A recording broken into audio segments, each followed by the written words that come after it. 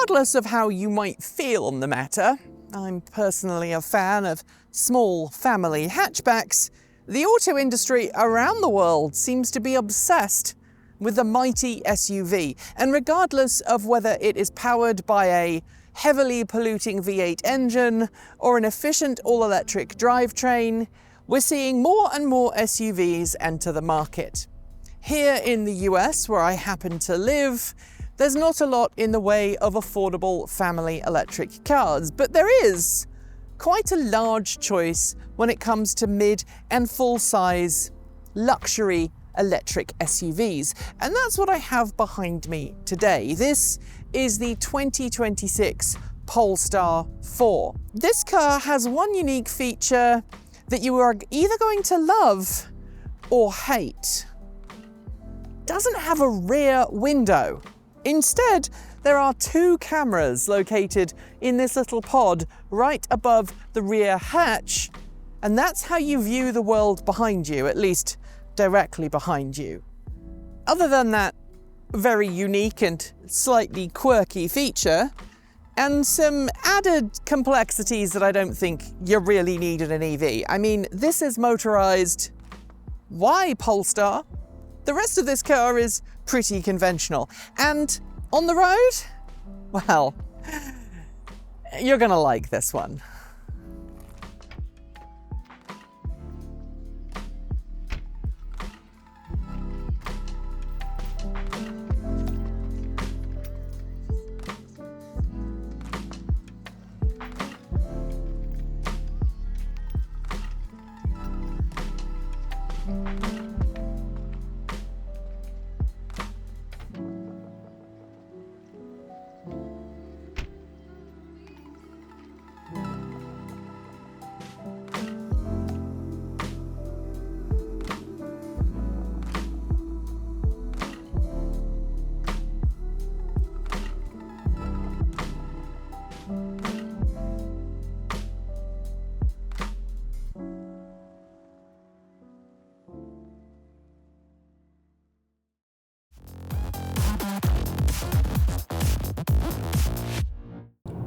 Before I get too far into this review, I do want to acknowledge something that our more eagle-eyed viewers may notice, and that's the fact that this car has a little bit of damage on various body panels. That was nothing to do with us. A previous journalist who had the car before us, and I should note this car only has about 2,500 miles on the clock, managed to damage 3 or 4 of the wheels, and they managed to damage some of the side panels, and they appear to have carried a dog in here. So the interior and exterior of this car is already a little more tired than it quite rightly should be. That is not a reflection on Polestar. It is, I suppose, life. Normally, when we get a car, we're given plenty of advance warning, but we were literally rung up on Friday morning and asked if we would like to review this car later in the day, and we said yes, so some of that is on us as well. Nevertheless, let's get into the review. This is a range-topping example of the Polestar 4. That's not exactly unusual. Press teams always put their most expensive, highest spec models around for journalists to try. And even though regulars to the channel will know that we always ask for entry-level models, we very rarely get them. And in the case of the Polestar 4, we didn't. So this is the Polestar 4 dual motor with a performance package. It's also got some of the driver assistance features baked into it from the factory. If you add all of the extras that you can get for this particular variant, you're sitting at well over $80,000 US. But the entry point for the Polestar 4 is at like $59,000 US. And that is a much more palatable price point for a lot of folks. But make no mistake, this is a premium car that is marketed as a premium vehicle. And when you think about some of the cars that this cross shops against, think BMW iX3, think Audi Q6 e-tron, etc., etc., You can see where Polestar is wanting this vehicle to sit in the market. I also think this cross-shops pretty well against higher spec Tesla Model Ys. We'll come to that a little later on in the review. Let's talk about what is under the floor, or rather under the hood, depending on how you want to view it. This car has twin motors, so it's an all-wheel drive variant. It puts out 400 kilowatts at the wheels, which is what, 540-ish horsepower, if memory serves correctly. And it's paired with a 100 kilowatt hour nominal battery pack, about 93, 94 kilowatt hours usable. In the US, where I'm based, this car has an EPA rating of around 270, 280 miles, depending on how it's spec'd. In Europe, obviously, WLTP test cycles are slightly different. In Europe, the kilometer rating for this on the WLTP test cycle is like 560, 570 kilometers, if memory serves, which is obviously more than the US rating. But all week, I have seen comfortably 250, 260, 270 miles of range, depending on how I drive it and external conditions. It's also worth noting that unlike a lot of automakers that are shifting to lithium iron phosphate packs, this is a performance model, so this has a 400 volt NMC pack. This is important to note because, as I noted earlier on, this car cross-shops against the Audi Q6 e-tron, the Porsche Macan. Both of those models have 800 volt battery packs, and this only has a 400 volt battery pack, which, if you rely solely on DC fast charging, will be a point against this vehicle. That said, you can use preconditioning if you have a route set in the very good Google Automotive touchscreen system here, and you set a charging station. The car will automatically precondition the battery pack so that when you arrive, the battery pack is at the optimum temperature you need to reduce your charge time as best as possible. This car also can charge up to 200 kilowatts from a compatible DC fast charging station. Obviously, that is peak charging output. All automakers do this. They all quote the absolute theoretical maximum power transfer you can get, but anybody who knows about EVs will tell you that that is only in optimum conditions and only for a very short time during charging. But you should get a really decent 10 to 80% charge in about half an hour. If you're looking to charge at home, Polestar 4 comes as standard with an 11 kilowatt AC onboard charger. In some markets, you can expand that to 22 kilowatts if you want to have faster at-home charging. And if you have the standard 11 kilowatt charger, you should be able to recharge this car quite comfortably overnight. Like all the rest of Polestar's lineup, this car comes with a very competent portable charging unit that allows you to charge up from either a 110 volt outlet here in North America or a more powerful NEMA 1450. It's also got interchangeable ends if you happen to have a slightly less common 240 volt outlet at your home. And if you don't live in North America, you probably don't know, North America has a ridiculous number of different adapters for power transfer, so you may actually need an additional adapter. You can get one of those and pair it with that unit, a bit like Tesla's mobile charging connector in that regard. And of course, if you're in other parts of the world that uses 230 or 240 volts as your standard power of choice in the home, Polestar will provide you with a relevant adapter for your country. So you'll be able to get like a 16 amp connector if you're in Europe, or a 13 amp plug if you're in the UK. It all makes sense, and that's a really great cost-saving measure from Polestar's point, because it only has to provide you with the right pigtail to go with the actual charging unit. And obviously, if you are in the US or Canada, it's worth noting that this car is in fact compatible with NACS charging stations. It does come from the factory with a CCS Type 1 inlet, but Polestar will sell you an adapter to allow you to charge at a Tesla Supercharger or any other NACS compatible fast charger.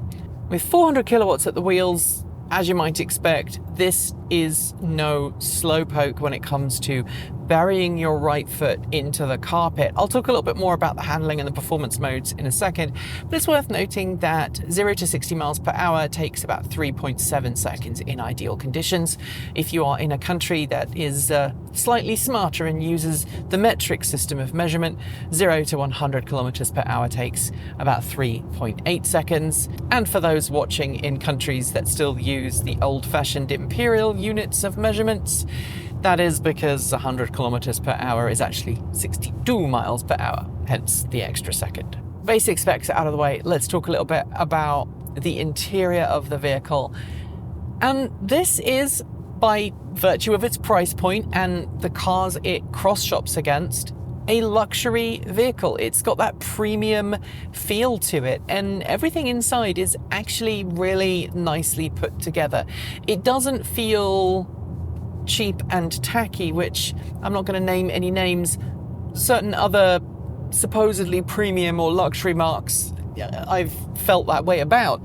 This feels really nicely put together. Granted, this car only has about 2,500 miles on the clock, but it's got some beautiful, beautiful design aesthetics here. Kind of the doors sweep into the front console.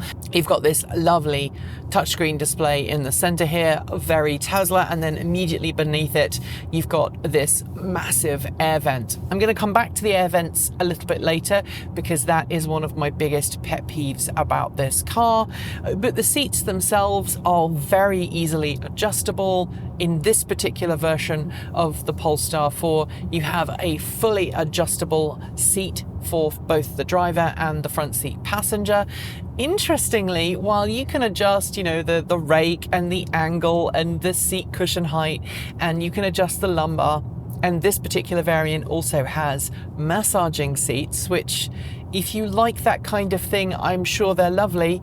Regulars will know I absolutely abhor massaging seats, so I'm not even going to talk about them. Everything is electronic apart from the knee cushion, what I would call the lower leg support, which is manual. There's just an adjustment right here at the front, which strikes me as a little bit bizarre. Why they decided to make that manual rather than also offer that as an electronic adjustment just doesn't make sense in my little head, especially when the rear charge port door is fully motorized, when I would prefer that to be manual. When we're filming these car reviews, it can be difficult to accurately portray the ambience inside the cabin, and that is because our human ears, are very good at filtering out particular frequencies, so we don't notice them when we're riding along, but microphones, even very good ones, tend to pick out rumbles and noises that we might not consciously pick up on. And so when we're post-processing the audio for these reviews, we tend to add in some noise cancellation. We tend to add in a low frequency cut to get rid of any rumbling. But I can genuinely say that inside this car right now, it's a very quiet and pleasant interior. I'm still not a fan of the seats, although they are growing on me. When I first got behind the wheel, I felt very uncomfortable in this seat. Now I figured out how to really push the lumbar support all the way back. It's actually a little bit more plush. And my only criticism of the seat now is that when you engage sport mode and you do give it some beans, and let's be clear, this car is definitely capable of really going, you do end up feeling a little under-supported, especially if you are on the smaller side. I mean, I'm not on the small side, but I'm not exactly large, and I would love a little bit more side cushion support, especially in a vehicle that is marketed as the performance variant. Also for the seats, while we're talking about the seats, you have 3 levels of heating and cooling, And the rear seats also have heating and cooling. There is a separate climate control in the rear of the vehicle. If you have adults in the rear, you can let them do their own thing.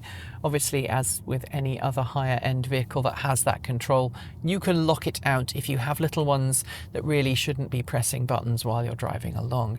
But you can also adjust those rear seats for rear rake. So if that seat feels a little bit too reclined, you can bring it upwards a little.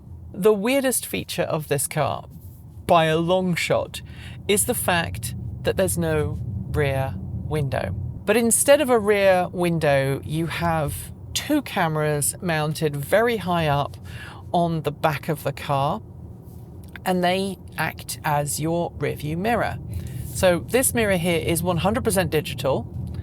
And while you can flip it down if you want to adjust your makeup or check your hair, which is something I wanted to do earlier today before I hit record, you can do that. And then if you flip it back up, it goes back to being a display of what the camera is seeing out the back of the vehicle.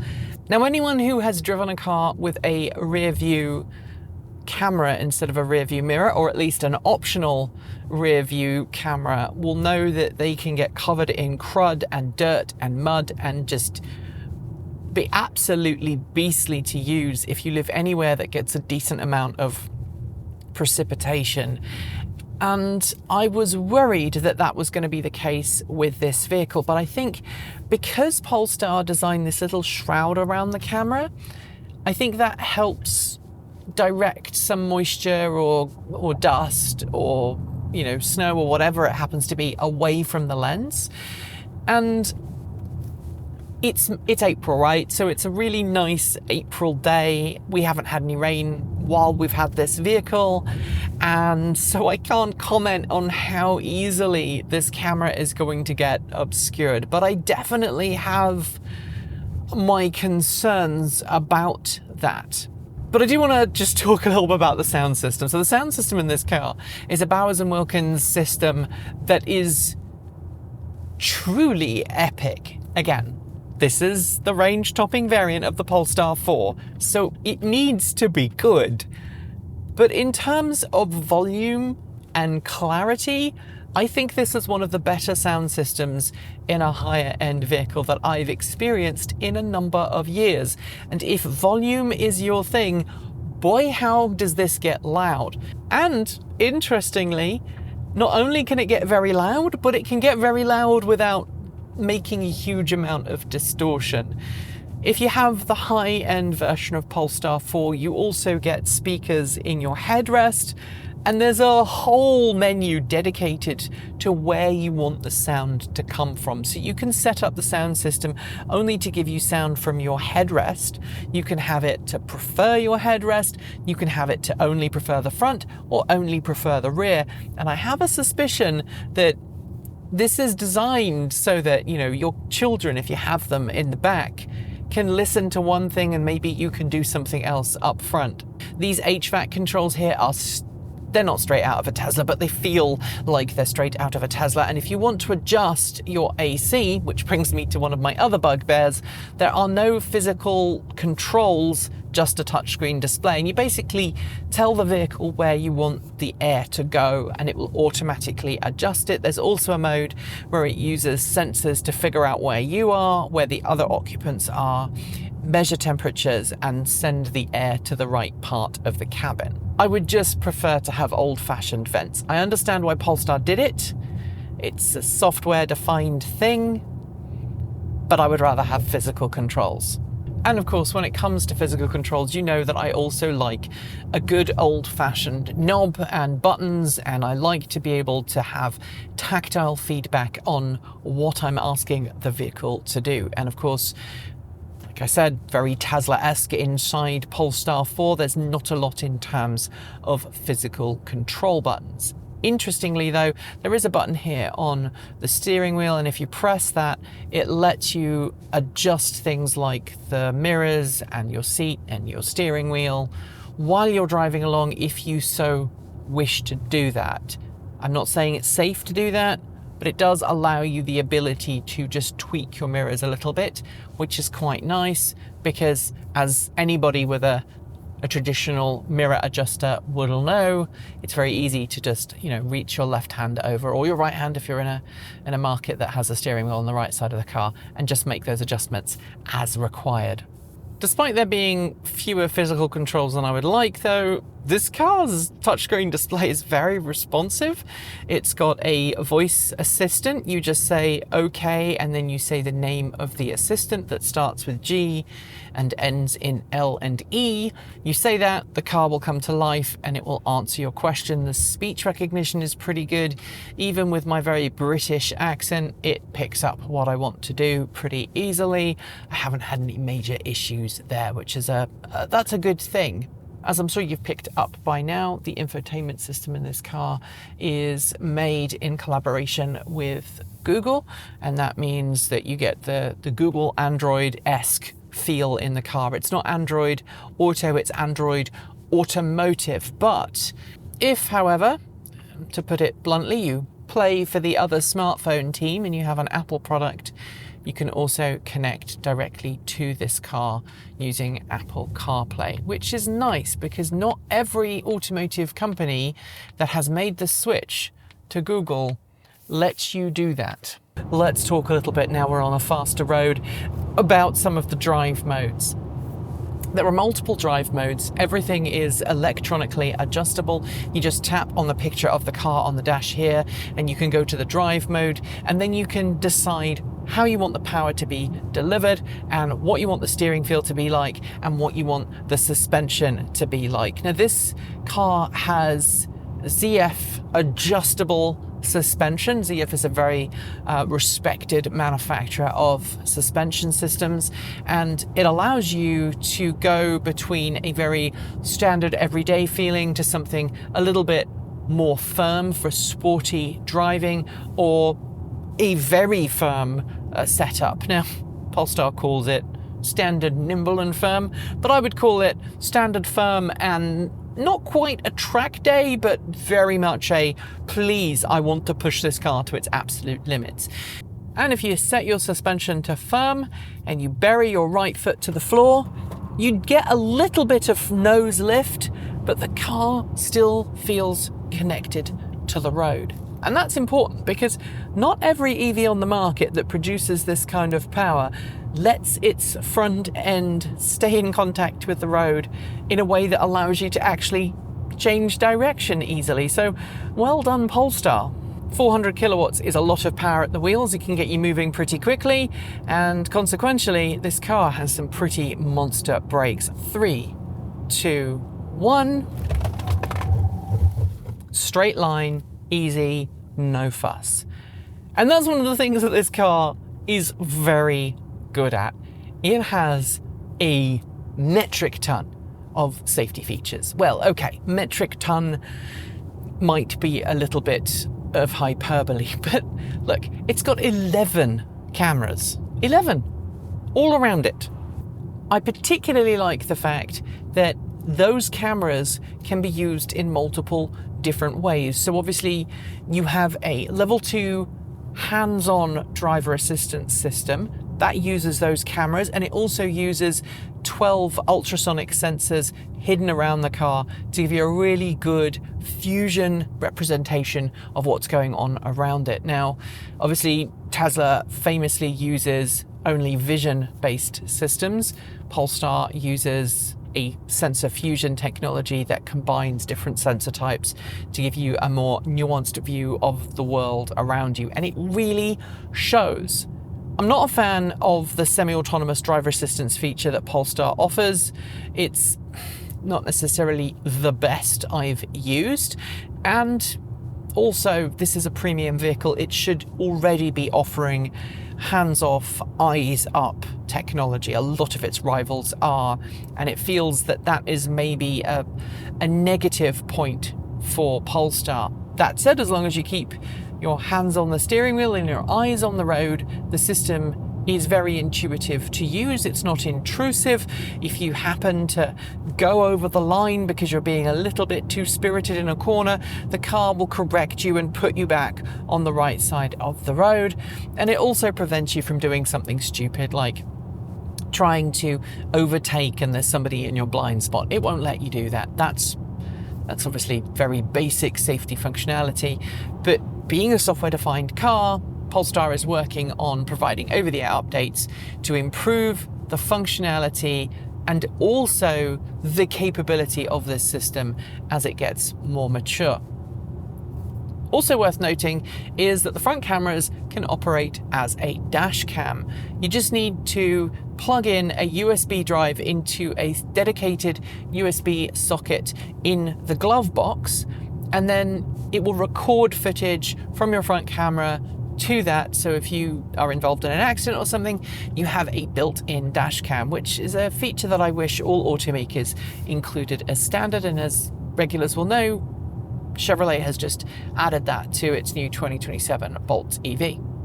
I think by now you've probably picked up the fact that this car is very customizable. You can tweak the power delivery, you can tweak the regen, you can tweak whether you use creep or not. And by the way, thank you Polestar for having creep as a separate function from one pedal, because I know people who prefer one pedal driving but also like the idea of having a creep function. So they use one pedal driving until the car is stopped, and then they, lift off the brake pedal and the car will start to move. I'm really glad that you can have that as a separate function, and I've got it on right now. I've got creep on, but I've also got the standard regenerative braking set up. Very smart, Polestar. Good job. The ability to adjust the steering is also great. You can have a light steering feel for around town. You can have a standard steering feel. And like I said, with the suspension, you can have a very firm, sporty feel if you really want to bury that right foot into every single corner. I'm not driving particularly quickly right now. I do have somebody on my rear, and this is not necessarily a great road to be speeding on. But I will say that I have pushed this car on other roads, and not at any point did I have any doubt where the wheels were. And again, when you're spending $70,000+ on a car, that should be the expectation, that it is an eminently drivable car that is pleasant as a passenger, but also fun as a driver and engaging. Now, obviously, a 100 kilowatt hour battery pack to get like 270, 280 miles, that's not particularly good. And you would think that this vehicle could do better.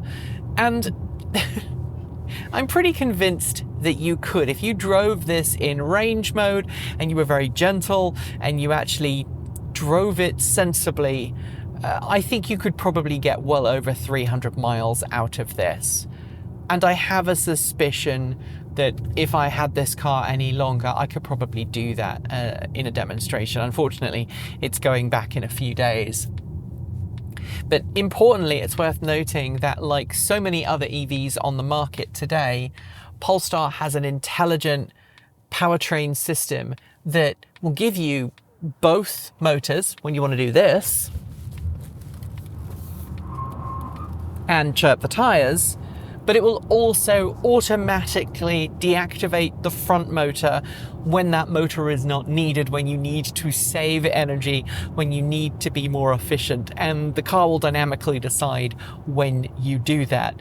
And one of the things that keeps coming back to me again and again and again is that while this car can egg you on if you put it in performance mode, it will egg you on just like the BMW i4 did, just like the Porsche Taycan. It can do that, but it can also behave as a daily commuter. And I think that's why this cross shop against the Porsche Macan and also the Audi Q6 e-tron is such a good data point. But, right now in standard range mode with light steering feel and sensible suspension, like I'm in the standard suspension now, this just feels like a very nice, well-built electric SUV, which is what it is. I've kind of forgotten that I don't have a rear window. And I only really notice it when I'm on the freeway and I go to do my lifesaver blind spot checks. I also want to highlight for those who are concerned about this being a Chinese brand, Polestar is owned by Geely. Geely is a Chinese company, and most of the world's Polestar 4s are made in China.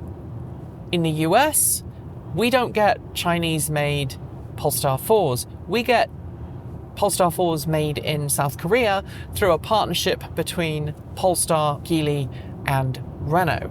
And so this is basically probably the nicest Renault that you're ever going to get to drive. I started with one of the car's biggest quirks and features, that lack of rear window, and I guess I should probably note a couple of other ones that I've picked up in the week that I've had it. The first being the indicators sound different depending on which direction you are indicating. So if you're indicating to the left, the sound is slightly different to if you're indicating from the right, and the noise comes from the right-hand side of the car if you are indicating right, and from the left speaker if you're indicating left. I love that. I think it's cute. I wish more car companies did that. It also has the most adorable rear, what I can only describe as backup sonar. If you're backing up, it's got a very audible, easy to figure out what it is sound that doesn't sound very spaceshipy, but does sound like, hey, I need you to pay attention.